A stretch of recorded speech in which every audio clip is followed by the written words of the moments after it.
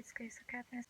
Life isn't that deep, ladies and gentlemen, as visual as we are as a society. When it comes to the matters of the heart, betrayal, forgiveness, mistakes, we tend to get really deep. But what if we looked at these things from a different perspective, a more detached outlook? Life moves pretty fast, as cheesy as that sounds.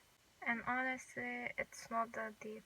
In an instant, your life can change for better or for worse. So let's not take everything so seriously or so personally. Moment to watch the birds. Find a little joy in the small things. Everything will be fine unless you're out of coffee.